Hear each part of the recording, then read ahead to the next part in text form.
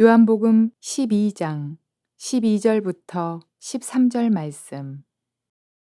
그 이튿날에는 명절에 온 큰 무리가 예수께서 예루살렘으로 오신다는 것을 듣고 종려나무 가지를 가지고 맞으러 나가 외치되 호산나 찬송하리로다 주의 이름으로 오시는 이 곧 이스라엘의 왕이시여 하더라. 좋은 날입니다. 성령님께서 오늘도 여러분의 심령 가운데 큰 은혜와 평강으로 함께해 주시기를 주님의 이름으로 축복하여 드립니다. 오늘은 6월절에 대한 세 번째 시간입니다. 그 제목은 6월절의 예언 성취라는 제목으로 오늘 말씀을 들으려고 합니다. 6월절의 예언 성취? 6월절이 예언이란 말인가? 그렇습니다. 앞부분의 설교를 들으신 분들은 이해가 될 것입니다. 하나님께서 이스라엘 백성들에게 연중으로 지켜야 될 7개의 절기를 명령하셨습니다. 왜 명령하셨을까요? 우리를 위해서입니다. 그것이 왜 우리를 위한 것입니까? 절기를 통해서 하나님의 구원의 시간표를 예언적으로 미리 알려주기 위한 것이었습니다. 그래서 봄절기 3개, 가을절기 3개, 그 중간에 있는 초여름절기, 오순절, 이렇게 합해서 7개의 절기는 하나님께서 자기 택한 백성들을 위하여 베푸실 구원의 시간표를 미리 보여주신 것이 절기라는 거예요.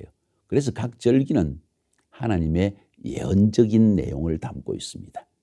먼 미래에 하나님께서 인간의 구원을 위해서 하실 일들을 미리 보여주셨다는 이야기입니다. 수천 년 전에 이스라엘 백성들을 출애굽시킬 때 일어난 6월절 사건을 통하여서 하나님은 앞으로 하나님의 택한 백성의 죄를 사하고 그들을 구원하기 위해서 하실 일, 그것을 미리 보여주셨다는 것이죠.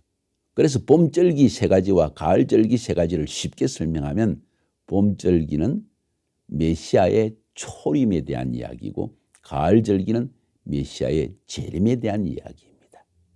메시아의 초림에 대한 이야기가 봄절기라면 6월절은 바로 그 메시아가 어린 양처럼 이 땅에 와서 죄 없는 어린 양처럼 메시아가 와서 그의 죄 없는 피를 흘려서 우리의 죄를 대신하여 대속의 죽음을 죽으실 것을 보여준 것이 바로 6월절입니다. 바로 예수님께서 어린 양과 같이 오셔서 죄 없는 피를 흘리시고 우리를 대신하여 십자가에 죽으신 것이죠. 그래서 마치 6월절 때 이스라엘 백성들이 그 하나님의 말씀을 믿고 어린 양을 잡아 피를 흘려서 문설주에 피를 십자가처럼 발랐을 때 심판하는 천사가 그들을 지나감으로 말미암아 하나님의 심판을 피하고 구원을 받은 것처럼, 출애굽의 구원을 받은 것처럼 오늘날도 마찬가지로 예수님이 십자가의 피를 흘린 것이 나의 죄를 대신하여 피 흘리심이라는 걸 믿는 믿음으로 나아가면 우리의 모든 죄는 사함을 받고 하나님의 심판을 피하게 된다는 사실을 예언적으로 말씀하신 것이랍니다. 사랑하는 여러분, 그러니까 이 6월절이 우리에게 얼마나 중요한 의미를 지닐까요? 지금은 우리가 이미 예수님이 2000년 전에 이 땅에서 오셔서 십자가의 피를 흘렸기 때문에 6월절은 이미 성취되어졌습니다. 그래서 우리는 이미 미리 알고 있지만은 수천 년 전에 6월절 행사를 하나님께서 주실 때 이스라엘 백성들이 이것이 의미하는 것이 무엇인지를 잘 몰랐습니다. 그냥 단지 어린 양 잡아서 피를 흘리라고 했구나, 문설주에 십자가처럼 발라라고 했구나, 그러면 심판을 피하게 되는구나 하고 생각했지만은 하나님은 그걸로 끝나지 않고 6월절을 계속 지키라고 말씀하신 거예요. 아니, 이미 우리는 구원 받았는데 왜 지키라고 하실까? 바로 그것은 6월절이 예언이기 때문입니다. 미래의 하나님께서 하실 일을 미리 보여주신 것이기 때문에 이것을 계속 매년 지킴으로 말미암아 우리는 그날 메시아가 어린 양처럼 오실 것을 소망하라고 하나님이 6월절을 주셨다는 거예요. 이스라엘 백성들은 이렇게 메시아를 소망하며 살아왔습니다. 그리고 결국 그 대망대로 메시아는 이 땅에 오셔서 십자가에서 어린 양과 같이 피를 흘리고 대속의 죽음을 죽으셨다는 것입니다. 그러니까 예수님의 죽음은 6월절의 성취라는 거예요. 놀라운 사실은 복음서를 살펴보면 예수님의 마지막 생애의 나흘 닷새 이 시간은 바로 6월절을 지키라고 하나님이 명령하신 그 방법과 그 시간대로 행하셨다는 걸 보게 됩니다. 그러니까 예수님이 하루하루의 삶 자체가 예언의 성취였다는 거예요. 쉽게 말하면. 성경에 우리가 어제 본 것처럼 레위기 23장 5절에 보니까 첫째 달 열 나흔날 저녁은 여호와의 유월절이요 이렇게 성경은 말했습니다. 니산월 14일 해질 무렵입니다. 놀라운 사실은 어제도 우리가 살펴봤지만은 유월절을 위해서 니산월 10일에 닷새 전에 이미 14, 13, 12, 11, 10 닷새 전에 어린 양을 미리 잡아서 이 어린 양과 함께 집에서 지내라. 왜? 어린 양에게 흠이 있는지 없는지를 살펴봐야 했습니다. 나흘 동안 자세하게 흠이 있는지 없는지를 살펴봅니다. 죄 없는 어린 양이어야만 했습니다. 흠 없는 어린 양이어야 됐습니다. 그 기간이 거의 4일, 5일간의 시간이 되었다는 것이죠. 근데 놀라운 사실은 예수님께서 바로 니산월 10일 어린 양을 잡는 그날에 예루살렘에 들어가셨습니다. 자, 이것이 오늘 성경 본문에 기록된 중요한 내용들입니다. 복음서에 그것이 다 기록되어 있다는 거예요. 그러니까 예수님의 삶 자체가 예언의 성취를 위한 삶이었다는 것이죠. 요한복음 12장에 보면 이런 이야기가 나옵니다. 12장 1절 2절에 우리가 시간을 한번 알아보기 위해서 6월절 엿새 전에 6월절 엿새 전이면 니산월 9일입니다. 엿새 전에 예수께서 베다니에 이르시니 이곳은 예수께서 죽은 자 가운데 살리신 나사로가 있는 곳이라. 6월절 엿새 전에 나사로의 집에 들어가십니다. 그 다음 12절 13절에 보니까 그 이튿날에는 명절에 온 큰 무리가 예수께서 예루살렘에 오신다는 것을 듣고 종려나무 가지를 가지고 맞으러 나가 외치되 호산나 찬송하리로다. 주의 이름으로 오시는 이곳 이스라엘의 왕이시여 하더라. 메시아 이스라엘 왕으로서 들어오신다는 것을 찬양하는 그게 언제라고요? 니산월 10일이라는 겁니다. 그 이야기는 좀 이따 설명을 드릴게요. 그러니까 그 이튿날이니까 니산월 10일에 예수님은 예루살렘에 입성하여 들어가십니다. 그때 일어난 일을 마가복음 11장은 이렇게 설명하고 있습니다. 9, 10, 11에 앞에서 가고 뒤에서 따르는 자들이 소리 지르니 호산나 찬송하리로다. 주의 이름으로 오시는 이여 찬송하리로다. 오는 우리 조상 다윗의 나라여 가장 높은 곳에서 호산나 하더라. 예수께서 예루살렘에 이르러 성전에 들어가사 모든 것을 둘러보시고 때가 이미 저물매 12지자를 데리고 베다니에 나가시니라. 바로 니산월 10일 어린 양을 잡는 그날에 주님은 예루살렘에 입성하셨고 예루살렘에 입성하시는 예수님을 맞이하기 위해서 무리들이 호산나 찬송하리로다 하고 찬송을 불렀다는 거예요. 이 놀라운 일입니다. 이게 왜 예언적이고 놀라운 일이냐? 니산월 10일에 전통적으로 어떤 일이 일어난지 아십니까? 대제사장들이 유월절을 지키기 위해서 어린 양들을 잡아서 북쪽의 양문을 통해서 이 양들을 끌고 성전으로 들어갑니다. 그 성전으로 들어갈 때 부르는 노래가 있거든요. 그게 뭔지 아세요? 할렐이라는 노래입니다. 그것이 어디에 기록되어 있습니까? 시편 118편에 기록되어 있습니다. 대제사장들은 니산월 10일에 베들레헴에서 양들을 키워가지고 그중에 흠없는 양을 끌고 들어가야 됩니다. 그리고 북쪽의 양문을 통해서 성전으로 들어갑니다. 그 모든 가는 길 여정 속에 이 시편 118편의 할렐이라는 노래를 부릅니다. 그 노래는 이렇습니다. 이 날은 여호와께서 정하신 것이라. 이 날이 우리가 즐거워하고 기뻐하리로다. 여호와여 구하옵나니 이제 구원하소서. 여호와여 우리가 구하옵나니 이제 형통하게 하옵소서. 여호와의 이름으로 오시는 자가 복이 있으며 여호와의 이름으로 오는 자가 누굽니까? 메시아입니다. 예수 그리스도입니다. 우리가 여호와의 집에서 너희를 축복하였도다. 다시 말해서 여호와의 집에서 하나님께서 주시는 구원을 기뻐하자 하면서 성전에 어린 양을 끌고 들어간다는 거예요. 어린 양이 여호와의 이름으로 오는 자입니다. 메시아입니다. 지금 그들은 기대하며 대망하며 이 어린 양을 끌고 들어갑니다. 그리고 그 어린 양과 함께 4, 5일간의 기간을 성전에서 대제사장과 제사장들은 함께 잠을 자게 되어 있습니다. 잠만 자는 게 아니라 이 4, 5일 동안에 어린 양에게 흠이 있는지 없는지를 자세히 살펴보게 되어 있다는 거예요.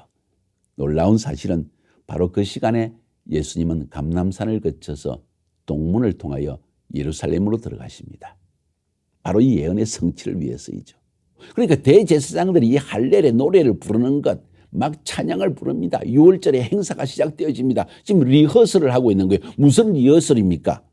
마치 어린 양이 지금 하나님의 성전에 들어가는 것처럼 예수 그리스도 메시아가 지금 들어올 것이다 하는 리허설, 그걸 하고 있다는 거예요. 대제사장들은 그것을 모르는 채 예수님이 메시아라는 사실을, 어린 양으로 오셨다는 사실을 모르는 채 찬양을 불렀지만 그 시간에 어린 양들과 함께 예수님은 성전으로 들어가고 있다는 거예요. 와, 예언의 성취라는 것입니다. 그 다음에 니산월, 예수님은 10일 날 들어오셨다가 잠시 베다니에 예루살렘을 나가서 베다니에 나가십니다. 그리고 다시 또 성전에 들어오십니다. 이렇게 계속 매일마다 나갔다 들어왔다 나갔다 들어왔다 하면서 자기 집을 찾아 들어가십니다. 그러면 그 다음 날 11일부터 해서 십자가에 달리는 14일까지 일어난 일은 뭔지 아십니까? 바로 어린 양에게 흠이 있는지 없는지를 살펴보는 날이지 않습니까? 앞에 설명한 것처럼 바로 예수님께서 이 성전에 들어가 있을 때, 그리고 예루살렘에 들어가 있을 때 대제사장과 서기관들이 끊임없이 예수님을 비판합니다. 흠을 잡습니다. 질문을 던지면서, 곤란한 질문을 던져서 예수님에게 올무를 잡으려고 합니다. 여러분 그 기억하시죠? 바로 마태복음 22장 하나만 보면 예수님께서 혼인잔치의 비유를 베푸십니다. 그 이야기를 듣고 이 사람들이 예수님을 시험합니다. 가이사에게 세를 바치는 게 옳습니까? 그럽니까? 당신은 무슨 권세로 이런 일을 행하십니까? 계속 예수님의 뒷걸을 잡으려고 합니다. 흠을 잡아서 대제사장에게 넘기려고 합니다. 부활절 때 누구의 아내가 되어집니까? 여자가 있었는데 첫째 남편이 죽고 그 동생이 취했습니다. 또 동생이 죽었습니다. 셋째 동생이 그 아내를 처로 삼았습니다. 또 죽었습니다. 유대인의 율법에 의하면 이렇게 해서 여섯째, 일곱째 다 죽었는데 천국에 가면 누구 아내가 되어집니까? 곤란한 질문을 던집니다. 어떻게 하든 예수님은 물고 늘어져서 그분의 흠을 잡아서 넘어지게 하려고 합니다. 율법 중에 어느 계명이 가장 큽니까? 10계명 중에 어느 계명이 제일 크다고 당신은 생각합니까? 우리 랍비들은 이렇게 이해하는 당신은 누구입니까? 끊임없이 예수님을 시험에 들려고 합니다. 이 뭔지 아세요? 이 모든 일들이 바로 니산월 10일부터 14일 사이에 일어났다는 사실을 알고 있나요? 그게 무슨 행동입니까? 그건 바로 예언의 성취입니다. 어린 양에게 흠이 있는지 없는지를 계속 찾아내는 행동입니다. 바로 그 일을 주님은 지나셨다는 거예요. 예언의 성취라는 겁니다. 그 예언의 성취를 위해서 예수님은 기꺼이 매일 성전에 들어가셔서 이들의 시험을 받게 되어집니다. 그러나 아무도 흠을 잡을 수가 없었습니다. 양이 흠이 있는지 없는지를 점검하는 총연습의 날입니다. 예수님은 그 일을 위해 자신을 기꺼이 던졌다는 것입니다. 마지막으로 예수님이 십자가에 죽으신 그 시간을 살펴봄으로 말미암아 예수님의 예언 성취를 알아보려고 합니다. 레위기 23장 5절에서 첫째 달 연나은 날 저녁은 여호와의 유월절이요 하면서 이 유월절 어린 양을 예수님 시대 성전에 가져갈 때 가장은 그 어린 양의 목에다가 항상 그 가정의 이름을, 모세의 집안이다. 그럼 그 아들은 예를 들어서 뼈들으라고 하면 이야기합시다. 뼈들어 벤 모세, 모세의 아들 뼈들어. 그러니까 그 집안의 이름은 모세라는 집안입니다. 그러면 이름에다가 모세의 집안 이름을, 왜? 바로 그 이름을, 그 가정을 대신해서 어린 양은 피를 흘려 죽게 되는 것입니다. 우리 죄를 사해달라고, 우리 가정의 죄를 사해달라고 이름에 패를 붙입니다. 예수님이 십자가에 죽으실 때 어떻게 했나요? 바로 이름표를 달았습니다. 예수스 나자레누스 렉스 유다에오롬. 무슨 말입니까? 유대인의 왕 예수라는 이름의 패를 겁니다. 모든 구원받은 하나님의 백성을 대신하여 주님은 십자가에 죽으신다는 것을 이미 달고 있다는 것이에요. 사랑하는 여러분, 바로 이 복음서에 기록되어진 마지막에 일어난 모든 일들은 예수님의 예언적 삶을, 예언의 성취, 특별히 유월절의 성취를 위해서 행하신 일이라는 것을 우리는 분명히 알 수가 있습니다. 특별히 예수님이 돌아가신 시간도 우연이 아니고 하나님의 시간표를 따라서 돌아가셨다는 걸 알고 계시나요? 한번 살펴볼까요? 마가복음 15장에 보니까 마침 알렉산드와 루포의 아버지인 구레네 사람 시몬이 시골로부터 와서 지나가는데 그들이 그를 억지로 같이 가게 하여 예수의 십자가를 지우고, 25절에 때가 제3시가 되어 십자가에 못 박으니라. 제3시에 십자가에 못 박았다고 했습니다. 제3시가 언제입니까? 아침 9시 아침 제사를 드리는 시간입니다.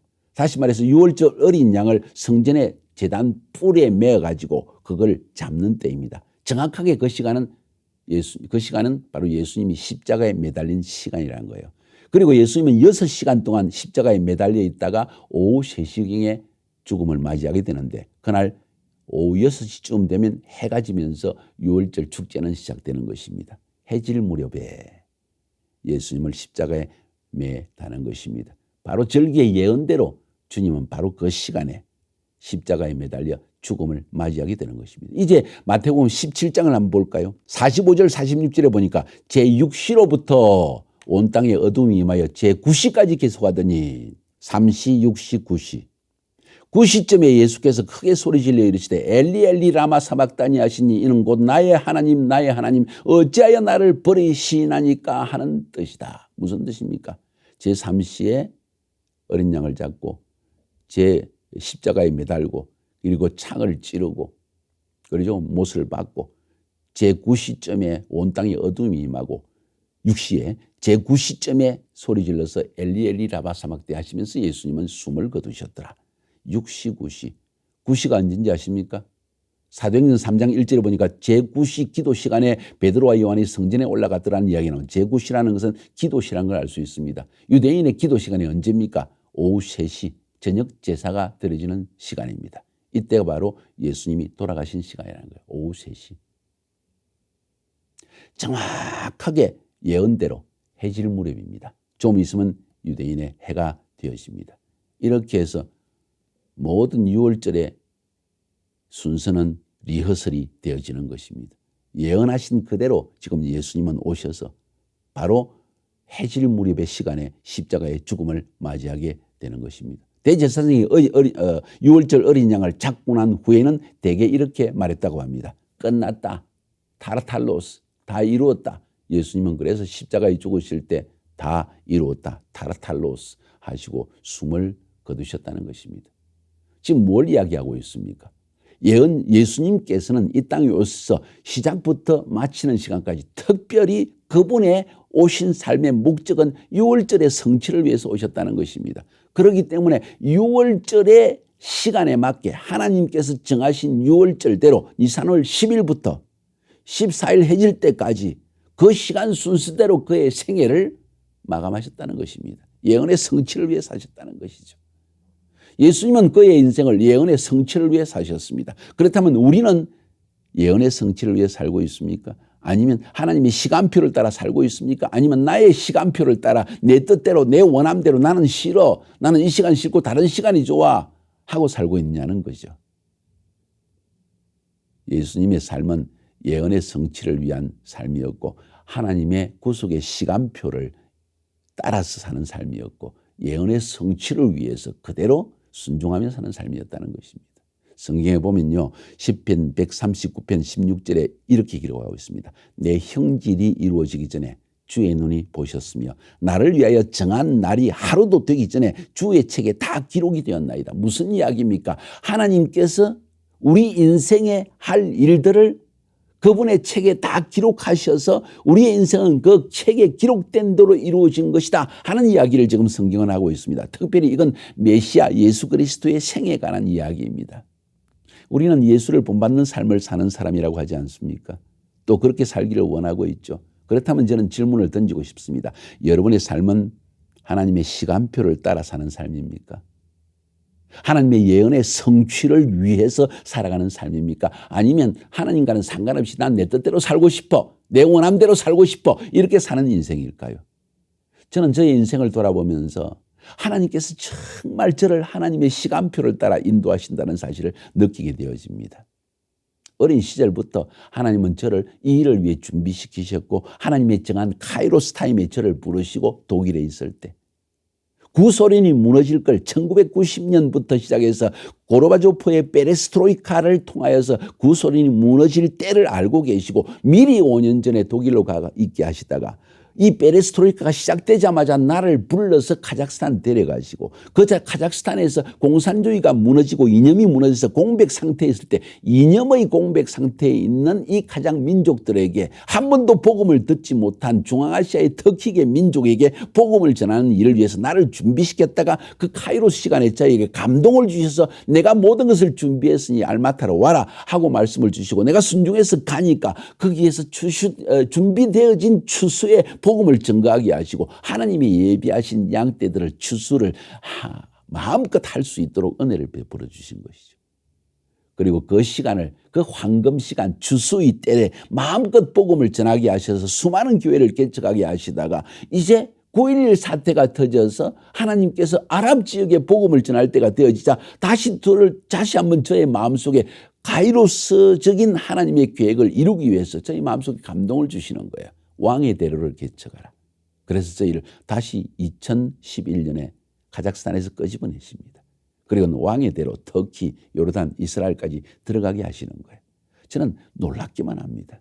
이건 내가 하나님의 시간표대로 살겠다 해서 된 것이 아니라 하나님의 시간표가 뭔지도 사실 잘 모르고 있습니다. 큰 시간표만을 알고 있습니다. 메시아가 재림하시고 초림하시고 그리고 재림하실 것이라는 정도만 알고 있지만은 사실 구체적인 하나님의 구속의 시간표가 있다는 거예요. 가장 민족을 향한 구체적인 하나님의 구속의 시간표. 실크로드 상에 있는 터키계 탄탄탄 민족들의 하나님의 구원의 시간표, 아랍 민족들의 시간표, 유대인들을 위한 구원의 시간표가 있는데 그 구원의 시간표에 나를 쓰임받게 하셨다는 사실은 감동되어지는 거예요. 여러분은 어떻습니까? 우리의 인생이 하나님의 시간표를 따라 예언적으로 쓰임받는다면 얼마나 축복된 삶일까요? 저는 여러분들이 그런 삶에 동참할 수 있기를 바랍니다. 우리는 눈을 떠서 그냥 마지막 때다, 그냥 마지막 종말이다, 뭐 이렇게 두려움에 떨 것이 아니라 이때에 하나님께서 행하시는 일이 무엇인가, 그때 나를 하나님께서 사용하실 장소가 어디며 시간은 언제인가 하는 것을 알고 거기에 자신을 던지는 것 얼마나 귀중한 일일까요? 그 시간에도 시집가고 장가가고 사업하고 여행 다니고 내 인생을 위해서 살아가는 수많은 나의 시간표를 따라 사는 사람이 많지 않습니까? 여러분은 어떤 인생을 살고 싶습니까? 예수님처럼 하나님의 예언적 시간표를 따라 살아가시겠습니까? 아니면 나의 육신의 쾌락과 즐거움의 시간을 살아가시겠습니까? 중요한 이야기겠죠.